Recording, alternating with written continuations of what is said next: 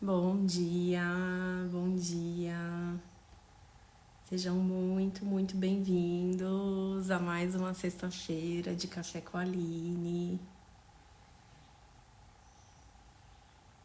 Vamos entrando, pegando o seu café, para a gente terminar nossa conversa da semana passada e também uma introduçãozinha, né? Ontem nos stories eu perguntei para vocês quem trabalha em hospital, quem não trabalha, né? Qual a área de atuação de vocês.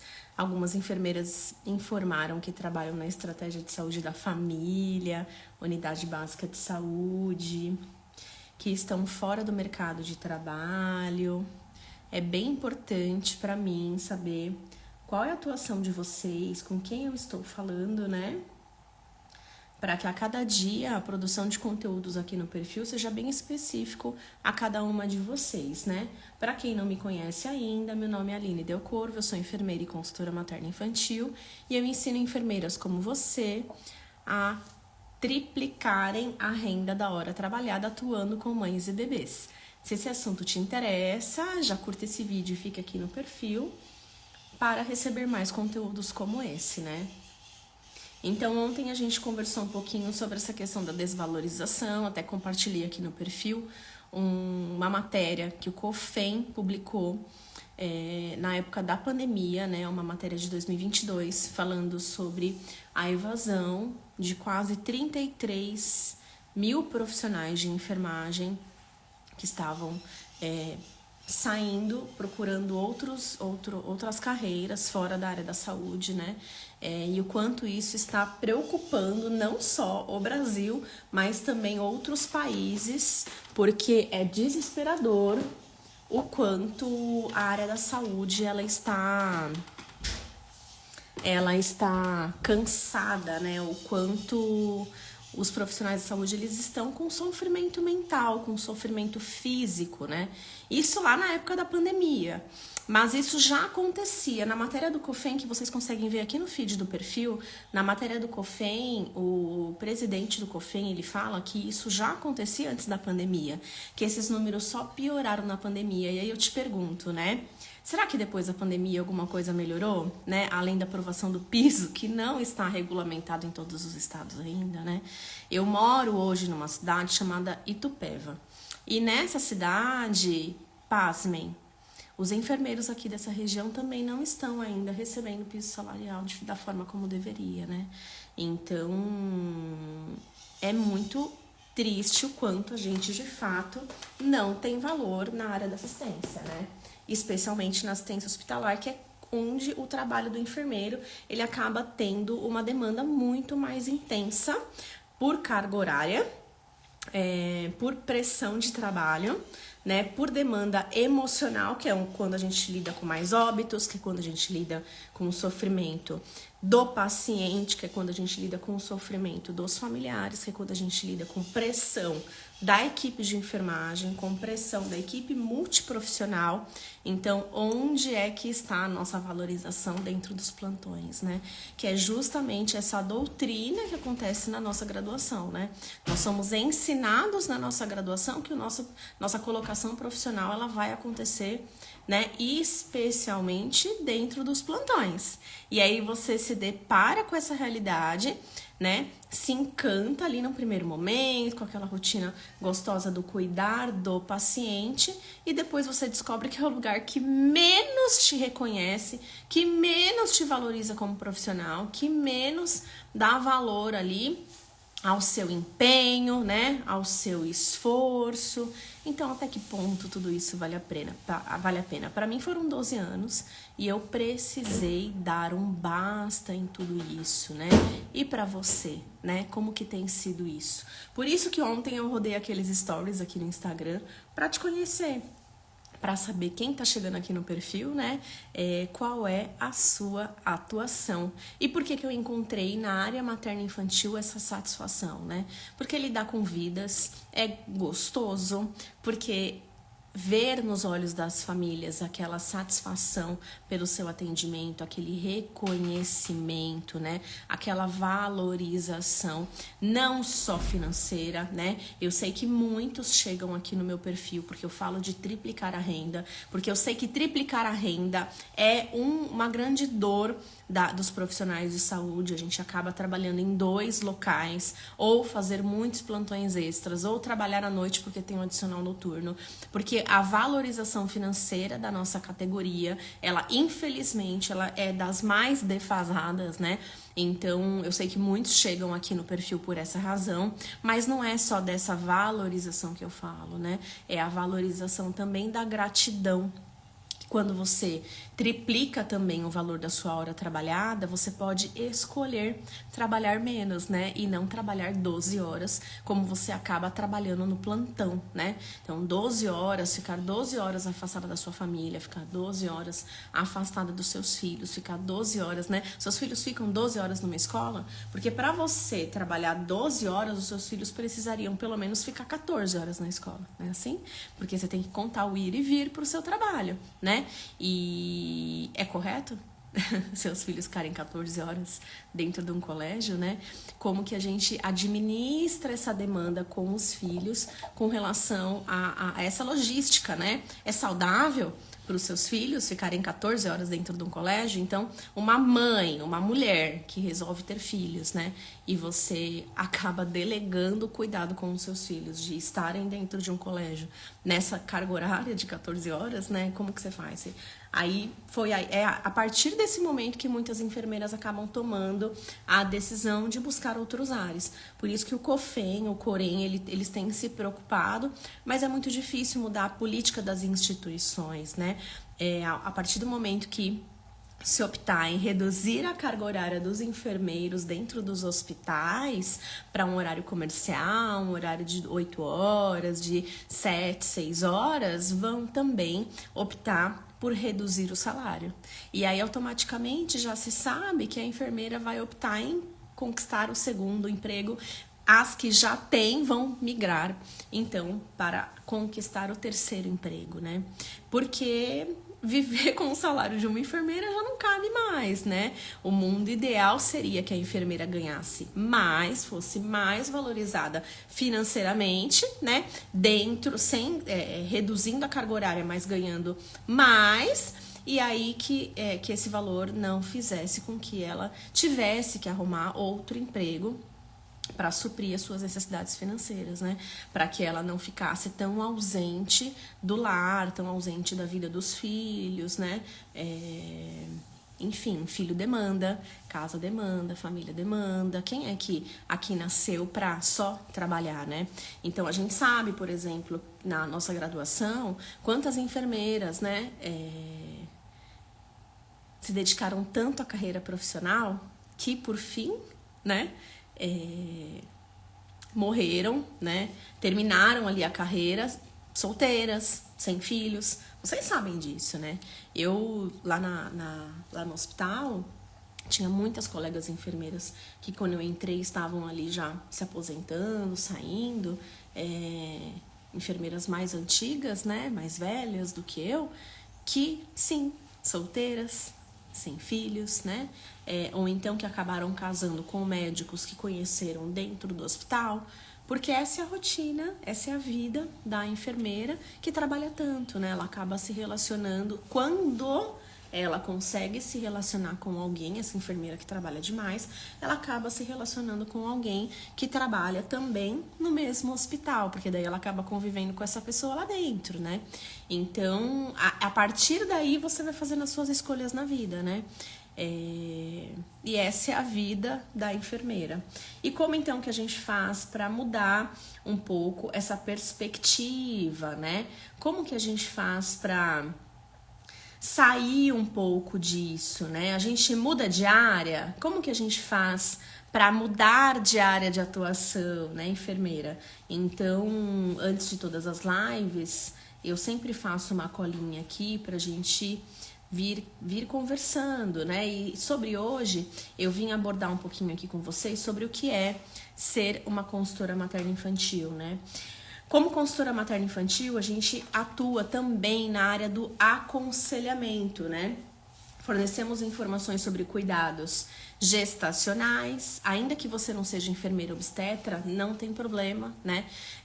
A enfermeira obstetra, ela tem essa questão de fazer as consultas de pré-natal de uma forma bem detalhada, com a ausculta dos batimentos cardiofetais, aferição da altura uterina, né?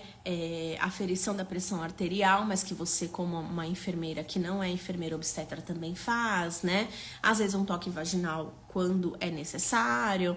Mas como uma enfermeira não obstetra, a orientação de todos os cuidados, como por exemplo uma orientação para náuseas, uma orientação alimentar, coisas básicas da enfermagem que todos nós aprendemos durante a nossa graduação, nós podemos fazer. Assim como o médico, presta bem atenção nessa correlação, assim como o médico, né, da estratégia de saúde da família, ele está nas UBSs, ele não é médico obstetra, mas ele está nas UBSs fazendo orientação, né? As gestantes, assim como um médico que muitas vezes não é pediatra, mas ele está nas UBSs fazendo orientação para mães com os bebês, você, mesmo não sendo uma enfermeira obstetra, você também pode prestar orientações às mulheres que estão no ciclo gravídico puerperal, né? E a gente presta esses cuidados de aconselhamento, tanto através de consultorias, quanto através de cursos para as gestantes. Eu não sei se você sabe, mas a cada dia que passa, tem sido mais comum e mais solicitado pelas mulheres, né? Os cursos de gestantes. Porque é através dos cursos de gestantes que elas se sentem mais seguras, mais capacitadas para realizarem os cuidados básicos com os recém-nascidos quando eles nascerem, né? A amamentação, primeiros socorros, como desengasgar o bebê, como prestar um cuidado com o bebê, por exemplo, se ele se queimar. E, gente, por mais que você, enfermeira, viva hoje num universo que você diga assim: Aline, com que frequência que um bebê vai se queimar? Gente, quem tem filho pequeno sabe que isso é frequente. Por exemplo, eu sou mãe de 2.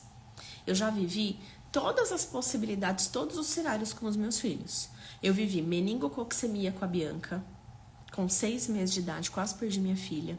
Então, eu ensino nos cursos de gestantes como identificar sinal de alerta para meningo, né? Aí eu falo assim: quem aqui já ouviu sobre a doença mais grave do mundo que mata em cerca de 4 horas? Aí as famílias ficam assim: vocês nunca ouviram falar de uma doença que matou o neto do Lula no ano de 2017? Não, nunca ouvi falar. Então, na mesma época que o neto do Lula morreu, a minha filha teve a mesma doença na mesma semana, né? E eu salvei, eu com a ajuda de Deus, óbvio, né? E eu salvei a minha filha, eu vou ensinar vocês a salvarem também, né? Então, as pessoas vivem situações assim, todos os dias, né? E por mais que você, por exemplo, não seja mãe, ensinar isso para as famílias é fundamental. E por mais que a família hoje não tenha essa dor, talvez ela fique sabendo que o vizinho dela já viveu.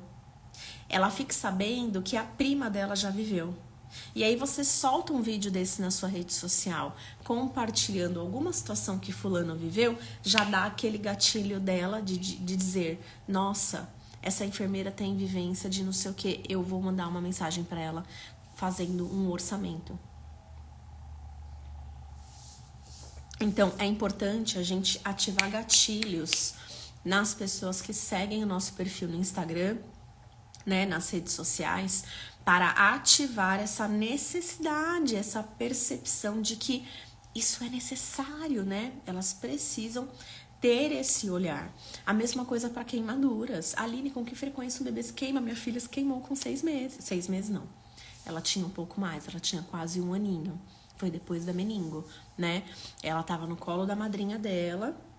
E ela mesmo virou uma xícara de chá quente em cima dela, né? E deu tudo certo, eu tava por perto, a gente socorreu, coloquei ela debaixo de uma torneira e tal. E eu sempre ensino. Aí no final dos cursos de gestante, as famílias ficam assim: nossa, Aline, você já viveu de tudo, né? Eu falei: Basta ser mãe de um ou ser mãe de dois, então você já fica craque, né?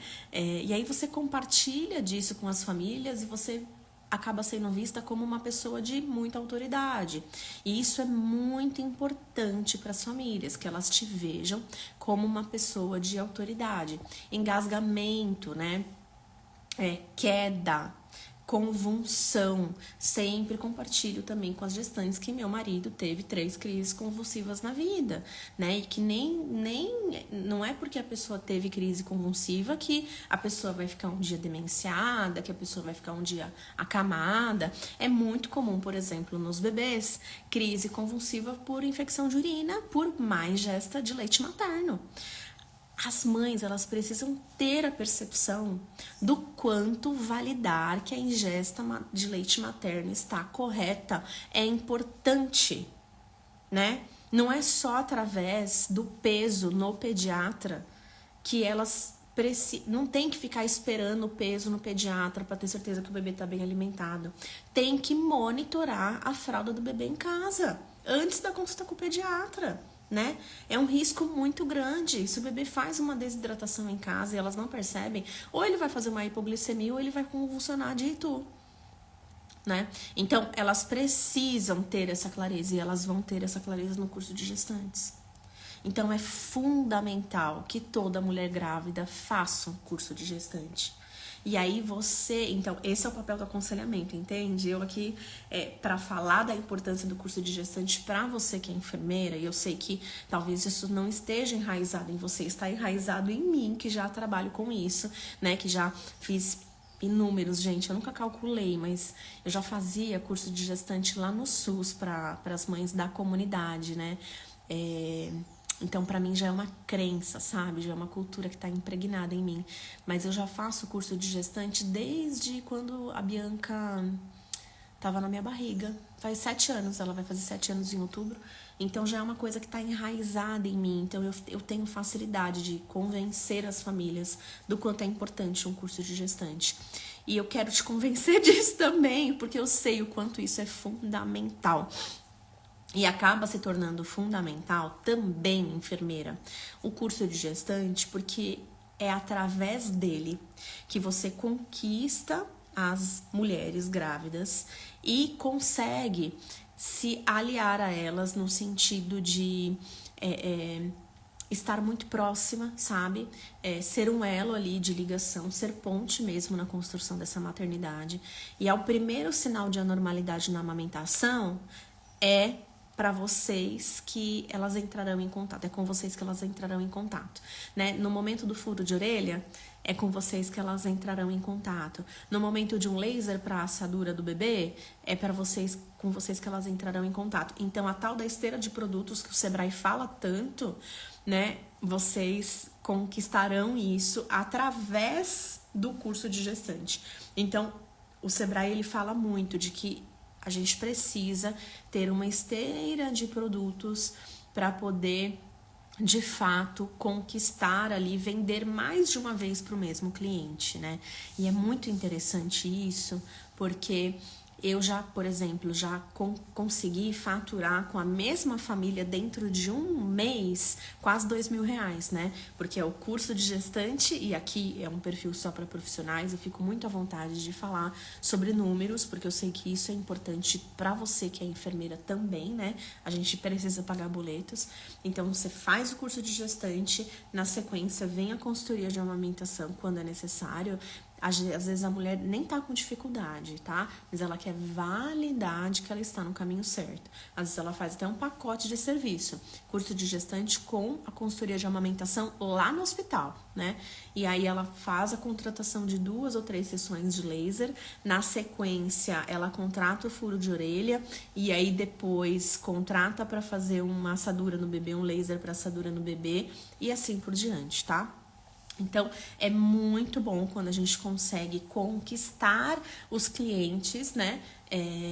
Desde o curso de gestante. E é isso que eu quero ensinar vocês através do cuidado materno-infantil, através de se tornar, então, uma enfermeira consultora materno-infantil. O aconselhamento e a educação em saúde, ela vem junto, né? Ela trabalha junto. A avaliação de saúde, enfermeira, consultora materno-infantil, é justamente as consultorias de aleitamento materno, né? Não dá para falar, não dá para se tornar uma enfermeira consultora materno-infantil sem se tornar também uma consultora em aleitamento materno. E de todo o conteúdo de um curso de consultoria materno-infantil, o mais denso, o mais pesado, acaba sendo o curso de consultoria em amamentação, que é no mínimo aí hoje cerca de 30 a 50 horas, né? Não dá para se tornar uma consultora materno-infantil, de fato, com toda a autoridade que você precisa, sem ter uma carga horária densa aí de conteúdo, né? A gente precisa saber identificar anormalidades, né? Ter práticas ali de aconselhamento, ser um bom ouvinte, né? Saber ouvir a paciente e ter uma postura, um posicionamento de uma forma que a paciente possa então verbalizar tudo que ela precisa, ter um olhar muito bem direcionado, muitas vezes até mesmo no ambiente em que a paciente está. Eu gosto muito da consultoria de amamentação a domicílio, apesar de ter tido consultório por quase 3 anos, né?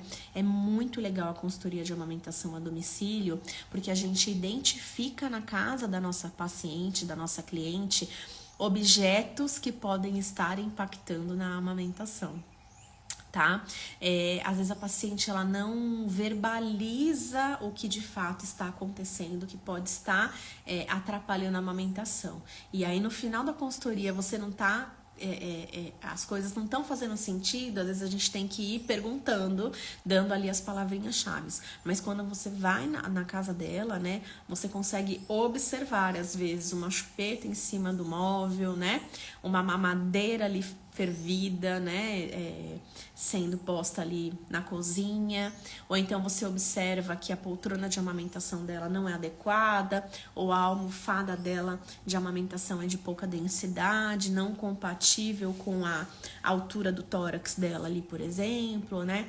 Então é fundamental que a gente desenvolva esse olhar analítico, né, na consultoria de amamentação, para que a gente consiga observar todo esse ambiente, observar essa paciente, né? Não é simplesmente sair colocando a mão na mama, fazendo expressão manual, ver se tem leite, né? A gente precisa, às vezes, desconstruir muito do que a gente já viu de colega fazendo dentro de uma instituição hospitalar ou dentro dos estágios da sua graduação e reconstruir uma nova enfermeira consultora materno-infantil com esse olhar voltado para uma prática mais neutra, no sentido de observar, acolher, né? Saber usar bem as palavras de uma forma de não ser invasiva, né? Ser mais acolhedora, ser mais respeitosa. A gente vive hoje um momento em que as mulheres, elas...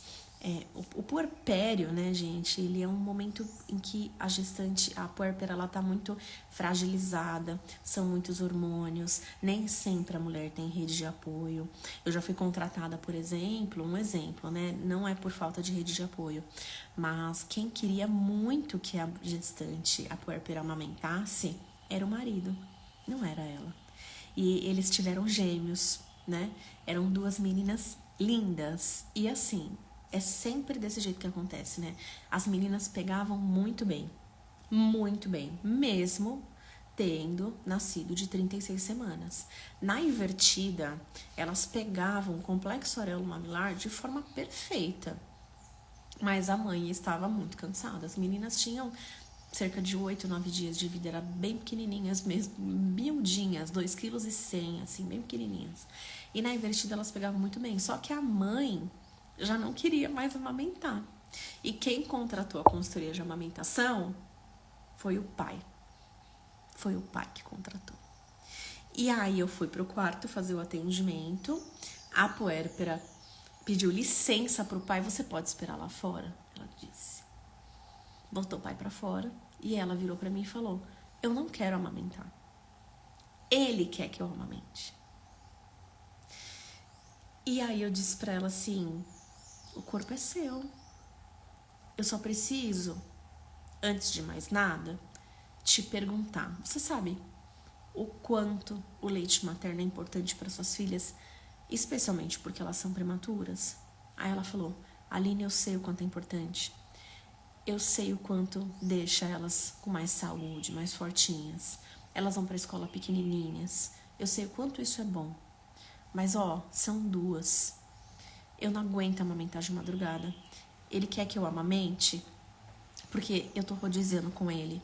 É ele que dá leite para elas de madrugada. Eu não abro mão do meu sono. Mas eu não vou amamentar 2. Eu não vou. Assim. Né? Então, eu fiz a minha parte de relembrá-la da importância do leite materno, né? Ela sabia dessa questão imune, do fato das meninas serem prematuras, mas ela não queria. E eu vou fazer o quê? Né? Então, falei pra ela um pouco de ordenha, de tirar um pouco o leitinho, pra tentar estender essa amamentação pelo menos até 1 mês de vida, se ela topava, né? Fazer uma amamentação mista. E aí ela topou fazer uma amamentação mista até 1 mês de vida. Foi esse acordinho que nós fizemos aí, só para estender um pouco mais a amamentação. Mas ela já tinha decidido que ela não ia amamentar por muito tempo, né? Então, cada família vive uma realidade diferente. A gente não pode colocar as nossas expectativas acima das expectativas da paciente que a gente está atendendo. Isso é muito importante. Eu já quis abandonar a amamentação cerca de 2 ou 3 vezes, porque eu colocava as minhas expectativas em cima da paciente. E eu não quero que você cometa o mesmo erro que eu já cometi, tá bom? Suporte emocional. Olha, eu já saí de cada atendimento me acabando de chorar. De vários atendimentos. Vários. Então, a gente pode se acabar, chorar, né? Não tem problema. Somos seres humanos, né? E eu já chorei na frente de paciente, né? Emocionada com a história delas. Teve uma em especial que tinha 3 reconstruções de areola, né? Que a amamentação para ela ali não ia dar certo. Era muita dor que ela sentia, né? E cada bocanhada que a bebê dava na mama, a areola soltava na boca da bebê. Não dava. A amamentação ali não era para eles. Foi a única vez na minha vida que eu contraindiquei o aleitamento materno, né? E um histórico muito grave de depressão, triste, né? E nesse atendimento eu chorei muito, junto com a paciente, né?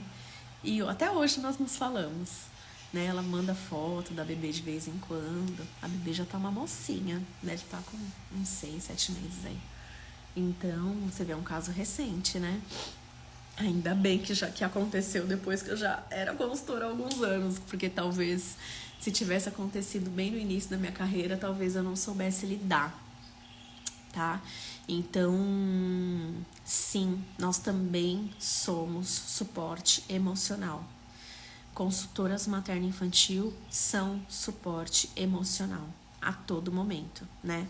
Às vezes durante uma consultoria do sono, às vezes durante uma sessão de laser, às vezes durante uma consultoria de amamentação, especialmente durante a consultoria de amamentação, porque muitas vezes a consultoria de amamentação as mulheres colocam a frustração dela de não ter sido amamentada em cima daquela amamentação, né?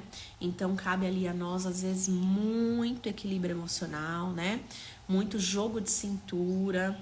Então, é fundamental que a gente saiba intermediar. E, gente, ter um grupo de enfermeiras para poder desabafar, para poder se abrir, para poder discutir caso. E é isso que eu quero ter através do FCM junto com vocês, viu? E teremos. intervenção, né? Ser consultora materno-infantil também é saber intervir na hora certa, né? É saber dar conduta. Por isso que aqui no FCMI, aqui no meu perfil, você pode se tornar uma consultora materno-infantil desde que você seja enfermeira, tá? É fundamental que você seja uma enfermeira, porque eu acredito muito que toda a nossa bagagem acadêmica, toda essa questão de já sermos da área da saúde, né? De já conhecermos anatomia, fisiologia, né? Hormônios, EPIs, tudo isso faz parte do conjunto de todo o suporte, né, de anamnese, SAI, diagnóstico de enfermagem, tudo isso faz parte do trabalho que temos a executar com mães e bebês, né? Não é brincadeira o que esse público necessita, né? Por isso que eu acredito muito que para ser uma consultora materno-infantil completa, da forma como eu estruturei esse programa, é fundamental que você seja uma enfermeira, tá bom? E a prevenção, né? E a prevenção vem lá na educação em saúde, vem lá no aconselhamento, né? Que são através justamente da consultoria e através dos cursos de gestantes, né? Então, nós, enfermeiras, a gente tem um papel fundamental na vida das gestantes, das puérperas e dos bebês. Isso é indiscutível, né? É cultural o quanto a gente já faz parte da vida das mulheres no ciclo gravídico puerperal. Então eu te convido a ficar grudadinha aqui no perfil da Aline Del Corvo, né? E receber sempre conteúdos de muita qualidade para ficar por dentro do que acontece aqui no mundo materno-infantil e como enfermeiras como você passam a ser muito reconhecidas, valorizadas e triplicam a renda da hora trabalhada. Combinado? Um beijo grande pra vocês. Boa sexta-feira. A gente se vê na próxima quarta, tá bom? Um beijo grande.